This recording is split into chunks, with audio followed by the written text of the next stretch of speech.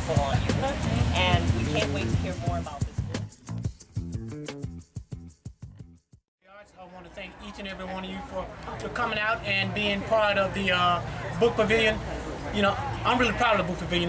This is my probably my 4th or 5th time doing it. I took a couple years off, but I decided to come back again and do it this year. I love books, I love literature, so anytime I get an opportunity to promote books, you know, I try to do it. And what a perfect venue to do it in, at a cultural festival.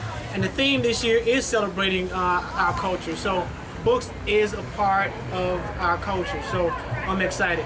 And I'm also excited to have a friend like Lynn Richardson, who I can always call on for something, who knows just about everybody. And found out she was working with MC Lyte and Russell Simmons, and doing some really great projects. You know, projects primarily to empower our people, and that's what, you know, cultural festivals are about. You know, empowering people. And Lynn is in the business of doing that. So let's give Lynn Richardson a big hand for really making this event come to fruition. And again, I mentioned our special guest for the day. I mean, what a great title, you know, Unstoppable.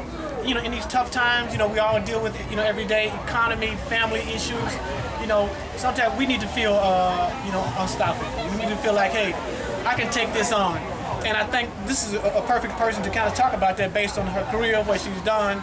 You know, the subtitle is Igniting the Power Within to Achieve Our Greatest Potential. So, Chicago, let's welcome MC Lyte to the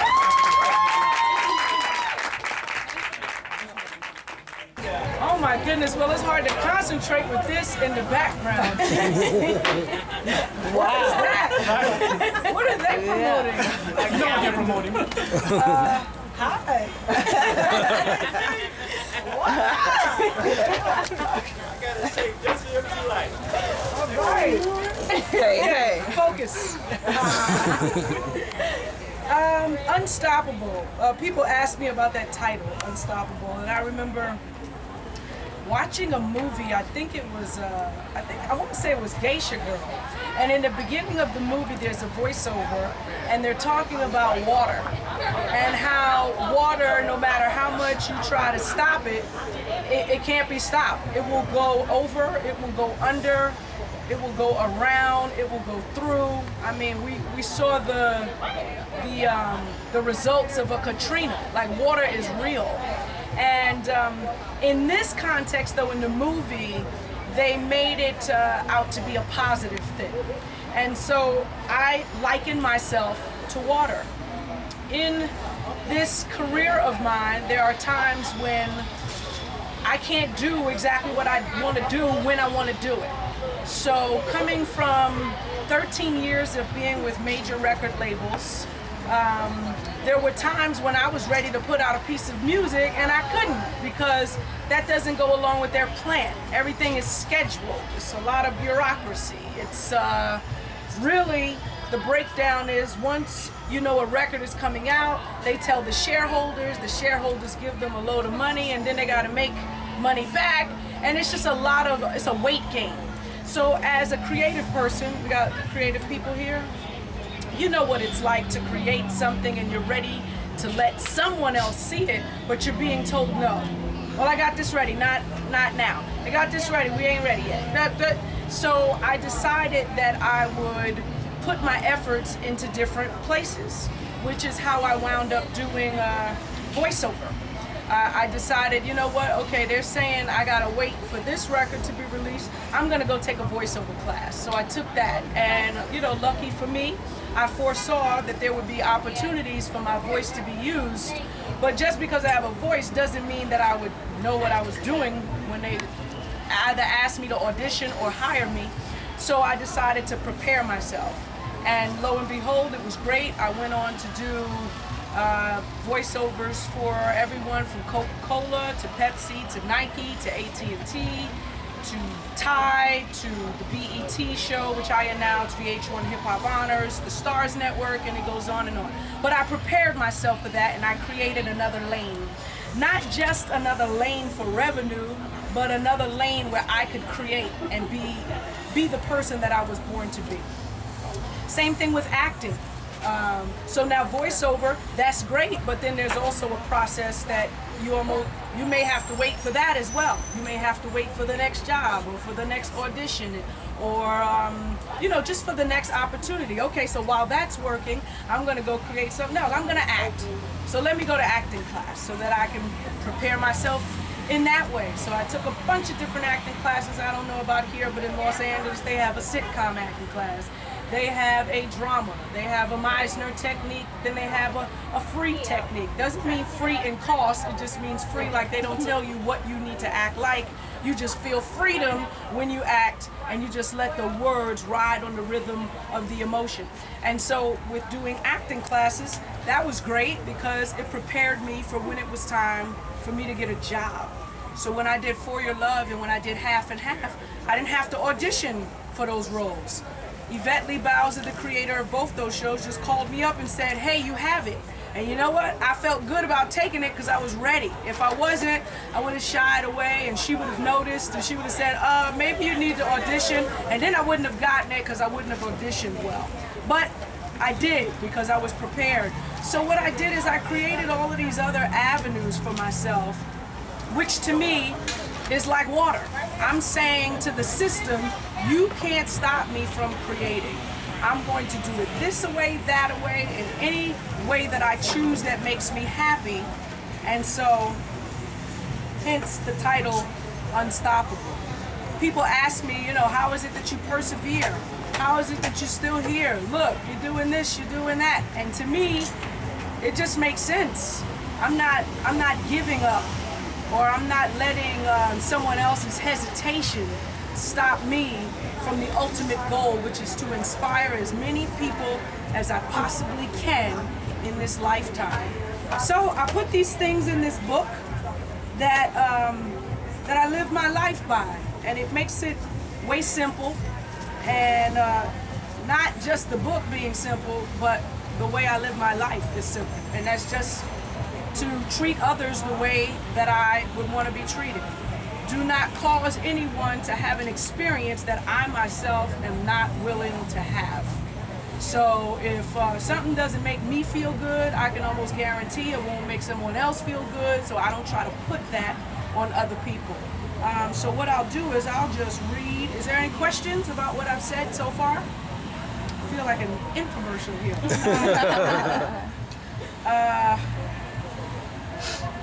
Okay, I just misdirected aggression. Have you ever been annoyed with your life and let it affect how you treat others? The phone rings and you pick it up with an attitude. We ever do that? The phone rings and you pick it up with an attitude. Someone knocks on the door and you answer with a less than pleasant well-being. One has nothing to do with the other. If you are having difficulties directing your aggression, you should take time out and breathe. And I'm not saying that this doesn't hold true for me as well. There is a reason I wrote it. Put yourself in those sets of circumstances and notice how undesirable that friend would be if they treated you meanly because of something else. Pick up the phone with a smile. Someone called you, which means they really wanted to talk to you, or else they would have called somebody else. And that's just as simple as pie to me. Like, this is an easy read. You can get through it in an hour, or you could take your time and read one precept at a time. Really, I would love all to be able to enjoy this book. I wrote it for the generation who at this current moment are not being served well or positively within hip-hop. I don't believe that they're being given food through music to help them move or elevate to another level. I don't believe that they're being given the inspiration that we were given when we listened to Chuck D with Fight the Power, when we listened to Criminal Minded by KRS-One and BDP, and all of the songs that Rakim gave us. And it's just so many ways that we received inspiration through music, whether it was Grandmaster Flash and the Furious Five and Melly Mel talking about the message, or, or Nubian. You said brand Nubian? Hey, okay, brand Nubian. You brought us up into the 80s. What is that? The 90s? 90s, early 90s. The early 90s. Punks jump up To get beat down. boy, oh boy. So I wanted to be able to give this generation something that they could have that could literally give back to them. And so that's what this book ultimately is all about, is helping one see their potential, but knowing there's just guidelines. You know, there's certain things that we, for one reason or another, just haven't been taught, or we may have thought something that we were doing was wrong, but because we saw our parents do it, like tell these little lies, tell them I'm not here, phone rings, or you know, like there's no reason to go that route. The truth is simple, and when you tell it, your life becomes clean, and there's no need to worry about things that ultimately some people worry about. If you're clean with it, then you have not much to worry about. So that's all there is to Unstoppable. Anybody have any questions? And it doesn't have to be related to this book. I just want us to have a conversation.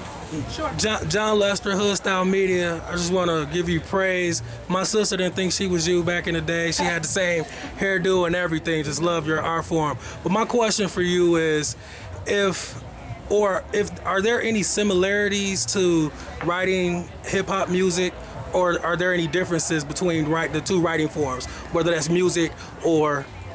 With this particular book, it's pretty much one and the same. Because when I write rhymes, I'm a stickler for it all to make sense. I'm not writing rhymes just so that words can go together, or you know, words can rhyme in each line. I'm really connecting all of my thoughts so that by the time you finish listening to it, you feel as though you know me better, or you've learned something new about you. So to me, this is very similar to that. You're getting to know me better because I'm saying this is how I live my life, but then also within these pages you can find something that you can use to better yourself. Thank you for that question. Yes, so more. What do you think about the women in hip hop right now? I don't think there's enough women in hip hop on the mainstream level. However, there are a bunch all over the place, mainly at hiphopsisters.com, which is an organization I started about 5-6 years ago. It's about 2,200 women that are on that site: MCs, DJs, journalists, photographers, choreographers, dancers, and that is where they have a safe space to create, and they don't have to worry about being called out of their name. The men that come there show respect and homage to the queens, and so they're all over. They're just not on the cover of our hip-hop magazines. Yeah. That's it. Well, y'all got light up under the tent, and that's it. Yep. Could you give us a background of yourself, where you're from, what part of the country, Certainly. things like that, what Yeah. schools you went to? Okay, well, I am from Brooklyn, New York. I am an only child. My mom studied to be a teacher, which is why I speak as if I am one. She wasn't having it any other kind of way. I grew up going to plays, seeing a lot of theater. I was in drama class and art class and dance class and everything that she could find for free on the weekends. Better believe I was in attendance. Went to museums, and I really feel like exposure for me is what prompted me to want to be a performer, or someone that could command an audience when I perform, or could tell a story. And anything that I wanted to do, I had to write a story about for my mom. So if I wanted to go to the hip hop club, why? I had to write a composition for everything. So it certainly sharpened my chops so that when it was time to really write, I could, because I knew how to express myself. I went to Arthur Somers Junior High. I went to George W. Wingate High School, and I went 2 days to Hunter College on 68th Street in the city.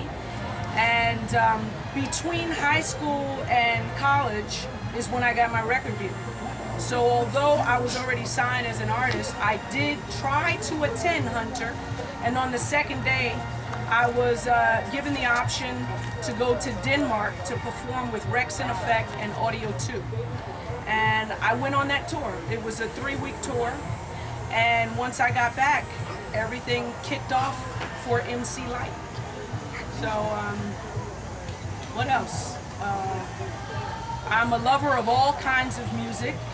I grew up in Brooklyn during the week with my mom, and on one weekend I'd go see my grandfather in Rockaway. And on one weekend, I mean that was one weekend, on the other weekend I would go to Spanish Harlem with my grandmother. And I would hear the hip-hop, you know, hip-hop came down from the Bronx. So in Spanish Harlem is where I heard Sha Rock and the Funky 4+1 More and Treacherous 3 and Curtis Blow. And then at my grandfather's spot where my uncle also lived, I heard D-Train and the OJs and Tina Marie, God bless her soul. And who else did I hear over there? Everybody from the Temptations, you know, just the soul I would get from my uncle. And from my mom, believe it or not, it would be Barry Manilow and Neil Diamond and Carole King and what is that? The guy with the trembly voice. Johnny Mathis? Yes. Johnny Mathis. Johnny Mathis. So that's where I got that like soft rock. Even in some of my songs, in my earlier songs, you'll hear like a lyric from Dionne Warwick, or I think I said in one song, a picture paints 1,000 words. That's from one of those folk songs, James Taylor, you know, one of those folks. So in the music department, I'm well-rounded. Downstairs in Brooklyn, there was a family, the Moats, and the son Johnny was a DJ, but he played reggae. So my roots are deep in reggae, and living in Brooklyn as one of 2 American families on my block, I thought I was Jamaican. Like, I was a faking Jamaican all the way. I think up until some point I lied and said I was Panamanian because I kind of looked like them. And so I wasn't just satisfied with being myself in Brooklyn. I needed back, you know, like I needed a crew, and I didn't have one. And so I worked very early on. At 14, I had my first job at Chi-Chi's Mexican restaurant. That's funny. I was working. So I started making my own money, and I said, whoa, there's something to this. And from there, I went into the co-op program at high school. And so I worked for Bear Stearns, actually at the World Trade Center while I was in high school. I work 1 week, go to school 1 week, work 1 week, go to school 1 week. And there is where I learned a bit about numbers and how to retain and how to, you know, I had to enter a lot of numbers into systems there at Bear Stearns. And then after that, I graduated, and MC Lyte was on the rise. And it went pretty quickly. She's got another question. Yes. And your name before MC Lyte?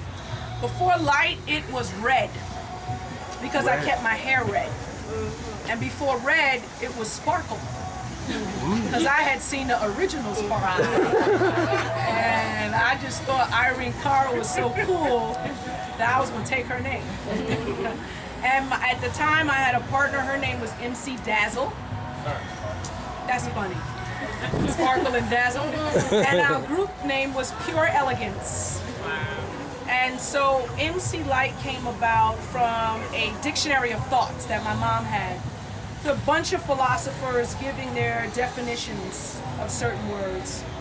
And the word light just had everything positive. The truth is the light is the truth. The light shall lead you through darkness.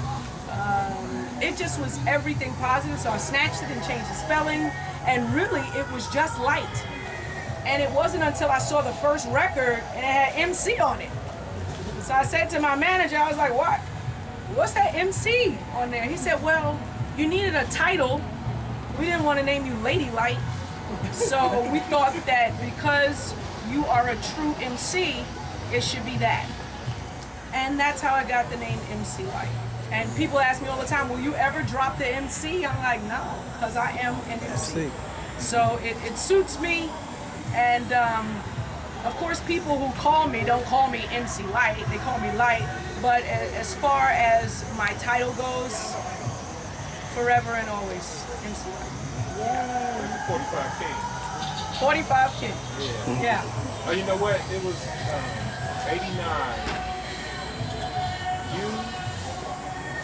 The first time I saw you perform Light as a Rock, it was you, Kid Play, Big Daddy Kane, KRS-One, Miss Melody. Y'all were all at the Airy Crown Theater. I did an internship at WGCI Radio. You all came up there. Okay. And I still had a promo album from you. I had a promo album from Kane. Okay. And Will Smith and the Fresh Prince was there. Oh yeah, that was a big tour. That was it was probably 10 acts on that tour. Yeah, it was big. Yeah, that was Heavy D was on that. No. What? Not on that one. I don't remember that one. I remember Will Smith though. Yeah, we did another one just like that. It was Will, Latifah, Heavy D, and this is when Tretch came out to represent Naughty by Nature. Okay. Naughty by Nature hadn't come out yet. Tribe Called Quest, Leaders of the New School, and PE. Yeah, and I think Ice-T. It was a lot of us. It was like the most rappers I've ever heard of on a bill. Yeah, it was crazy. This those days. Yeah, those are the days for sure. Yes. I want to say that I am probably your #1 fan. I love you to death. You are the best. Look, hey, I'm Light as a Rock. Cha-cha. I was there when you came, when my friends had a birthday party, and you was entertainment downstairs. That's the only reason I came. Remember that? And I was the girl right in front of you going with you. You was like, did I write it or did you write it? That was in Chicago? At Foxford. Yeah. And downstairs, it was, somebody's birthday. Downstairs. The MC Lyte was entertaining. They was serious. It was So I saw you at the Airy Crown Theater. I've just been a fan since I fell in love with hip hop. I mean, watching you from Texas in all the way through your, I have it all. I know all your songs. I'm just glad you're still in the game. I'm supposed to pass these cards and I cannot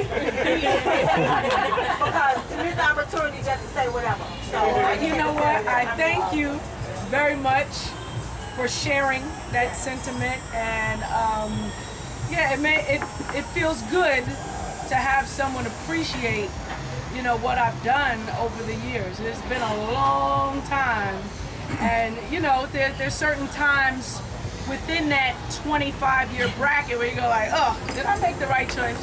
Like I can't tell you how many times I've been in a hospital and seen someone mistreated by a doctor, and I go, God dog it, I should have went to medical school. Or, just something where I could have affected people in a different kind of way. But then when you share a story like that, it reminds me that I have affected people in a different kind of way. It also gives me something to tell my kids, man, listen to all this so-called new rap. I said, it's garbage. This is real hip-hop. And I had Light as a Rock, and I flow through the whole song. Not this is from kids. And I say, this is what real hip-hop is. So it does. You have made a difference. Because now, this stuff on the radio is horrible. And I introduced them to like Eric B. and Rakim and you and Slick Rick and Big Daddy Kane, all of what real hip hop is. So I salute you. I'm your #1 fan. I don't care how old I am. I'm your #1 fan. I don't care how old you are either. Thank you. You can do crime and get paid today, but tomorrow you'll be behind bars in a worse way. Self-Destruction, a song. Did that have any influence on the Unstoppable book? Did that help you develop that? I mean, I would say it's just intrinsic. You know, it runs through my blood to want to help people and to share what I've learned along the way. So I think in those two instances is similar. You know, what Self-Destruction was able to accomplish, getting all of those people together. You know, KRS-One saying, "Look, we got to do something about what's happening now." And so. Sure. I think all of the people that he chose to be on that record were chosen for specific reasons. And that's because we all were like-minded in terms of wanting to help the generation that we were a part of. Yeah. It's still relevant to the day. Yeah. That's it? Yeah. Oh. Go ahead. Ladies first. Oh. No, I just had a comment. Okay. And I just have to say, okay, I'm like, you know, suburban, middle class. And during the time when hip hop was on the rise, I really wasn't into that. I was really more into house music. But I began to really understand the rhetoric. And when I understood the consciousness that was driving it, that's what really opened my awareness. It opened my awareness. And what I really enjoy about what you represent is I like to see a lady who's sophisticated, purposeful, and passionate like you, and very, very elegant. Like that's something that we need. It's not you're not a menage. These things, you know, women naming themselves after sex acts like this is supposed to be entertaining, represent a very positive and powerful image. And I just appreciate you for that. Thank you. And that's all. Just keep being the lady and the MC and dropping that knowledge that you do. I appreciate it. Thank you very much. It's a great segue because I was going to speak on music-related questions and speak about, you know, golden era a lot and, you know, the time where it was just like this real MCing and hip-hop. Can you explain like a parallel on why it's not as effective today, and while we have a lot of music now, it's kind of coming back to that general sense of really nice dope hip hop. You know, it is kind of messed up, but then there's also artists, you know, that they are studying the past and they're researching. What do you think is going to kind of bring balance to the hip hop? Us. Yeah, exactly. Us, I think it's the decisions that we make. When it comes to imparting that knowledge on the younger generation, because right now they are what the machine is trying to sell to. They've given up on us. They're not trying to sell us today's hip hop. They know it's not going to work. I think part of being a fan sometimes can lead into being fanatic, right? Or fanatical. And that involves very spontaneous activity or spontaneous behavior, which means someone hears a beat, they like it, they go buy it.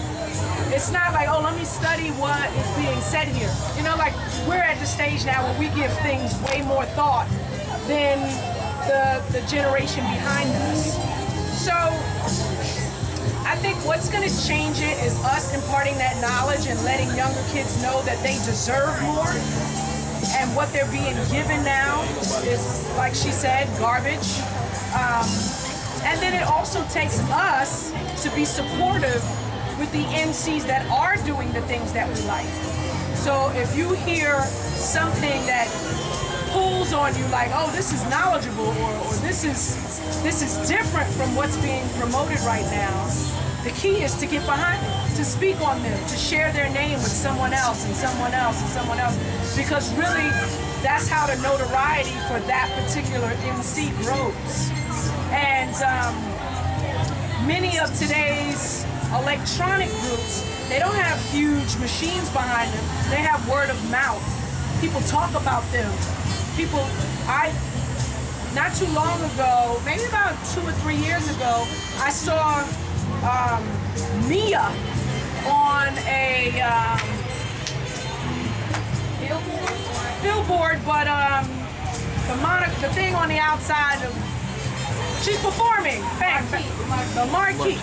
I saw Mia. There was a line around the block. I was like, who is Mia? Like, how does she have all these people outside? So I asked somebody on the line. I was like, who's Mia? And they was like, no, that's MIA. MIA was built on the internet because she was serving up some music that people they wanted to hear it. Same as Santo Gold. Not a lot of money is being spent to promote those. But because they're doing something that's so extremely different, people latch onto it and talk about it. And that's the same thing for the younger generation. I don't think we give them enough credit, but if you talk to them one-on-one, they don't like the music either. So it's a huge hoax that's going on.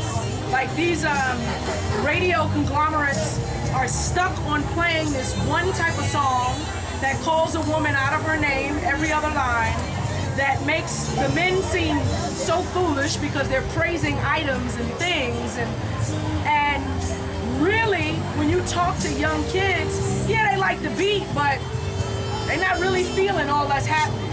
And I think the percentage of those types of young folks will grow as long as we as a community continue to educate them about the difference between now and then and what they should expect from music. So, I live in LA. Don't you hate the music, the radio stations? I don't listen to the radio. Man. Yeah. Yeah, I don't listen to the radio. KD and all that stuff. All they play is that West Coast stuff. And I hate it. Yes, it's pretty disappointing. I remember the first time not the first time, but one time when I was in LA, in the very beginning of the turn that hip hop sort of took.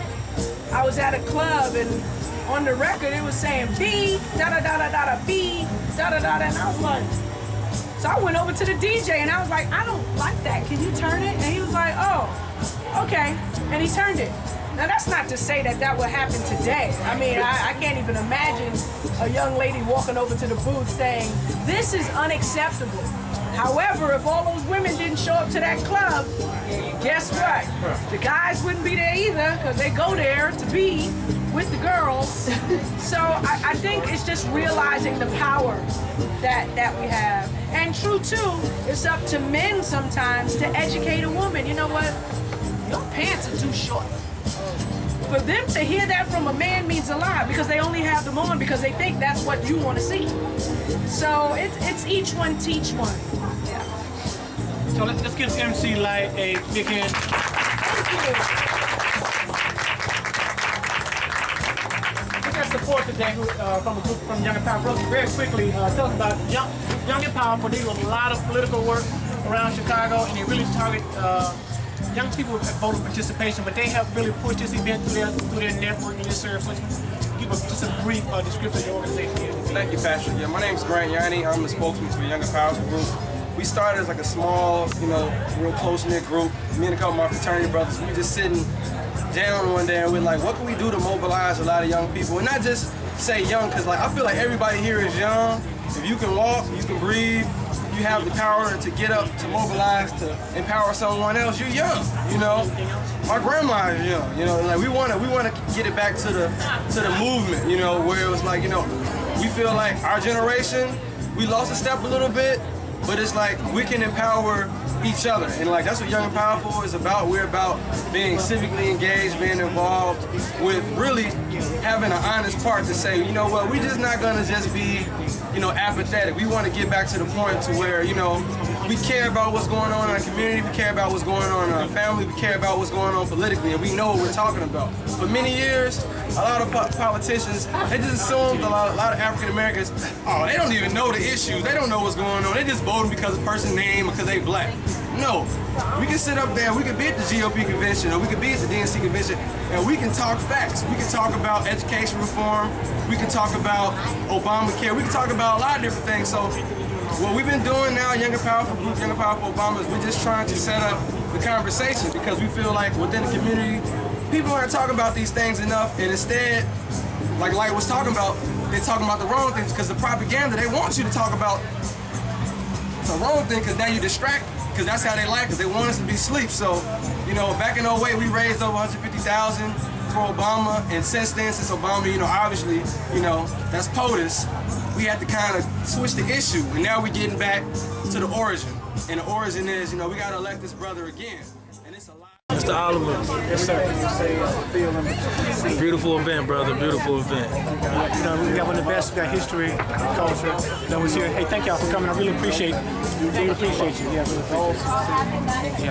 I mean, that's what we do. You know, that's what literature is about, empowerment. That's what MC Lyte is talking about, being unstoppable. You know, so I'm glad you can see how happy the people are who are here. Great turnout. So, you know, I want to thank folks for checking it out. So is this the only day you out here at We the got fest? 4 days. 4 days? Every day from 1 o'clock until 7 o'clock. We got at least 15 authors a day. Thank you so much, Lord. Appreciate you, sister. So what's your main goal that you're trying to get out of literature as a tool of empowerment. Yeah, literature as a tool of empowerment. Wow, man. Awesome. Thanks for having me out, brother. All right.